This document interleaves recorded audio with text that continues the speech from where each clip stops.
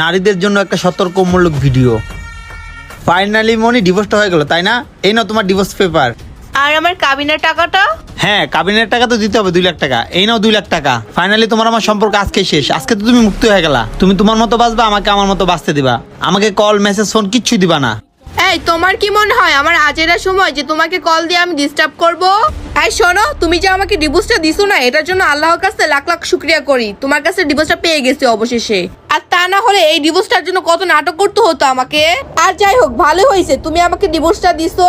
R thank you, আমার কাবিনের টাকা তুমি আমাকে দিয়ে দিছো। এই টাকা দিয়ে এখন আমি আমার লাইফটা নতুন করে শুরু করতে পারবো। ঠিক আছে মনি, এখানে থ্যাংক ইউর কিছু নাই। আজকে একটা বছর ধরে তুমি ডিভোর্স করতেছো। আমার কাছে টাকা ছিল না দেখে আমি তোমাকে ডিভোর্সটা দিতে পাইনি। এই টাকাটা আমি ম্যানেজ করছি। গ্রামের বাড়িতে আমার 3টা গরু ছিল না, ওই গরু 3টা বিক্রি করে আমি 2 লাখ টাকা ম্যানেজ করছি অনেক কষ্ট করে। তারপরে তোমার কাবিনের টাকা দিতে পারছি। যাই হোক, আজকের পথে তুমি তোমার মতো থাকো, আমাকে আমার মতো থাকতে হবে, ঠিক আছে?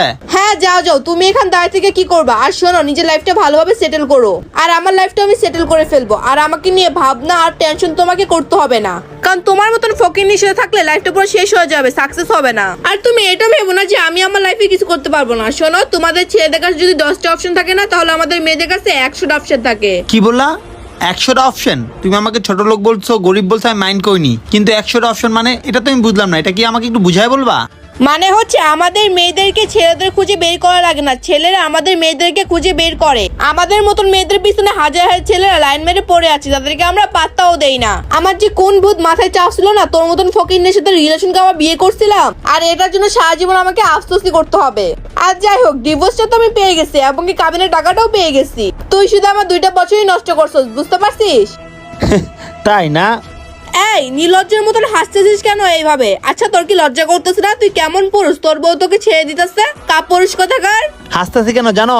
কারণ তোদের মতো ডিভোর্সি মেয়েদের না কেউ কখনো আপন করে নেয় না। তুই কি ভাবছিস তোর কাছে 100টা অপশন আছে? আর এই অপশন তোর কাছে কতদিন থাকবে জানোস? যতদিন তুই সুন্দর থাকবি, তোর চেহারা ভালো থাকবে, ততদিনই তোর 100টা অপশন থাকবে।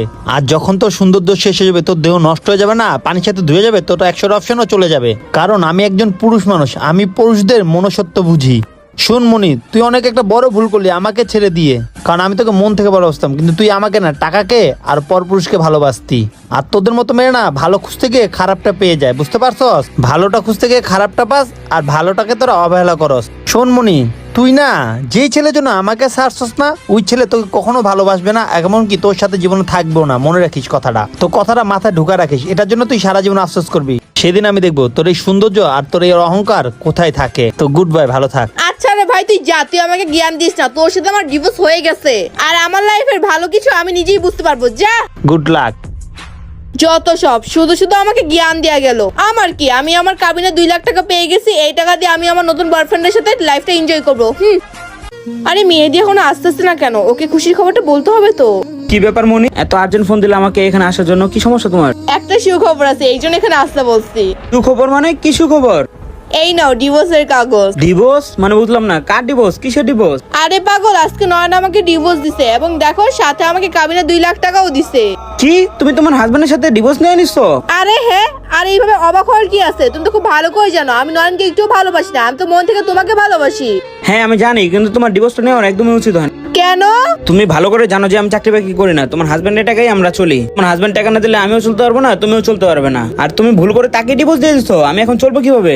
আরে মেহেদি, তুমি এসব কোন ধরনের কথা বলতেছো যে আমি ওকে ভুল করে ডিভোর্স দিয়ে আসছি? তুমি কি সারা জীবন ওর টাকা দিয়ে বসে বসে খাবা নাকি? তুমি কিছু করবে না? আমাদের ফিউচার কথা ভাবতে হবে না? আমরা তো বিয়ে করবো, আমাদের ভবিষ্যতে বাচ্চা কাচ্চা হবে, তাদের পড়ালেখা করতে হবে না?